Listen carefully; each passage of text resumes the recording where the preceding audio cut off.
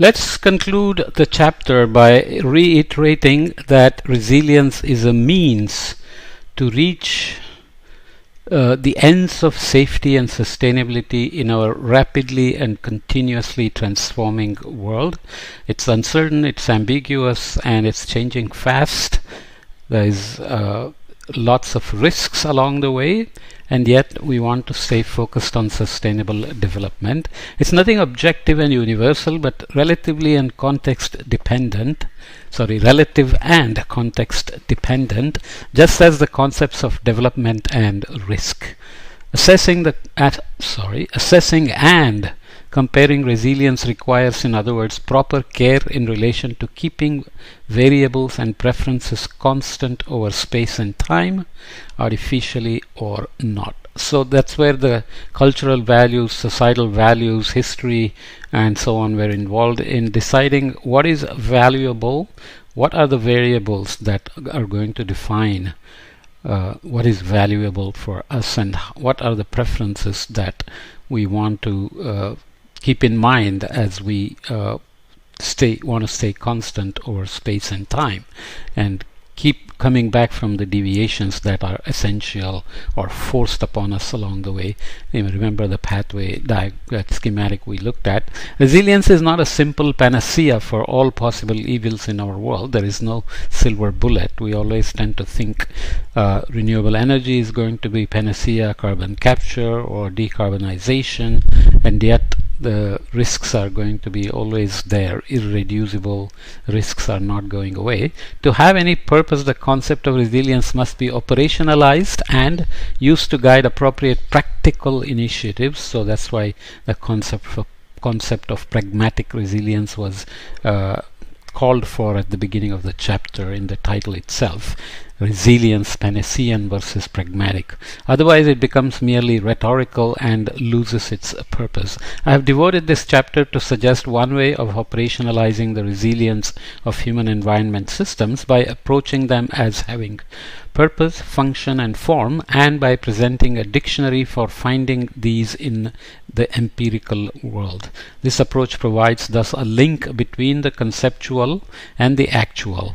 So keeping in mind that the human environment system is made of environment with all its variabilities, trends, ability to respond to perturbations and so on, with human beings being one of the bigger perturbations, and human tendencies, biases and preferences, and human frameworks of administration, governance, finance, technology, etc., combining this system, making for a complicated human environmental system which we are trying to manage. So that's also a slight different. The IPCC definition is more about humans adapting, and of course it involves some things about the environment like reducing deforestation and protecting glaciers, or protecting biodiversity and so on, whereas here it's much more about thinking human environment system as one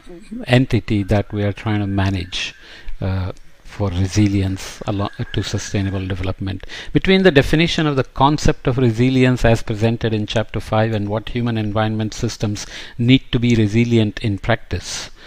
Okay, so although the overall functions presented in this chapter are complete, it's always possible to reorganize, add and remove functions and form on lower levels of abstraction. However, I argue that an observer or agent aspiring to grasp and develop the resilience of any human environment system is better equipped to do so with a comprehensive guide for making this leap from theory to practice and back again.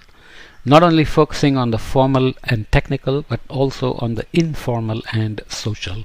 Culture is key, do not forget it. So culture, which also adds to our biases, certain cultures have certain biases, but along with the evolutionary biases of cognitive bias, recency, and positivity bias, and so on and so forth.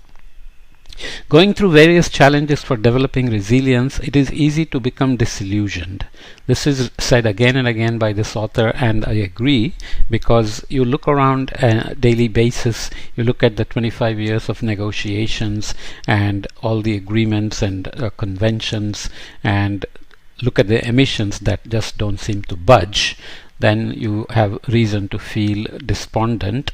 A pool player would say that we are behind the 8 ball, which means you are just not in the right place at all to win the game, which is a difficult position in the real world as well if we are behind the metaphoric 8 ball, especially with opponents skillfully undermining our game by engineering uncertainty and ambiguity to maintain status quo. So people who are actively and skillfully trying to undermine the game, whether it's sustainable development or adaptation or biodiversity protection, they have their own interests, and their perception of risk is very different than those who are trying to do this resilience and sustainable development. So they are part of the human environment system as well. So the entire battle is about how to overcome such barriers and opponents and fight their resources in undermining the game and still keep going forward. And as I showed with the CO2 increase and the temperature increase, it's very easy to show data, actual data, and still sow doubt in the minds of the people who are not scientists, and it's very easy to confuse them, but you'll be playing on their cognitive bias as well. There are many people who say, well, I don't see anything different, which is kind of a real issue, in the sense if temperatures are slowly creeping up and you don't see much change, then you may not buy into the idea of climate change. But on the other hand, you also can go and talk to many farmers and ordinary people and ask them how things are changing where they are living, and they will tell you that they have seen changes with summers getting warmer, rain getting crazier, or rain disappearing, and crops dying, locusts increasing, mosquitoes increasing, and so on and so forth. So it's not impossible to move from there to get beyond the opponents who are skillfully undermining the game. However, it's not impossible to move from there, not as long as we are aware of the constraints, think long term, and are committed to prevail. So to get away from the skeptics, deniers, underminers, and people who create chaos, is to always be aware of the constraints on which they are also playing in terms of confusing people or seeding doubt and opposition, but also keep thinking long term and be committed to prevail. But being committed also means administratively, politically, economically, and so on. And we have to, and we have no other choice in a way, if we accept that we are really headed in the wrong direction in terms of the number of things we are making difficult for ourselves. Increasing temperatures is one thing, but health issues and just climate impacts making vulnerable people suffer more and more, and so on. So this is obviously a tough battle, but as the author says, we have no option but to keep moving in that direction. So obviously there are many philosophical kind of pleas being made here, in addition to the science and the social science that is being proposed. So we will move to the next chapter and see how we actually develop the sustainability principles, and how we go from operationalizing the concept of resilience to actually stay on the path to sustainable development. Okay, so let's come back and meet in the next chapter then. Okay.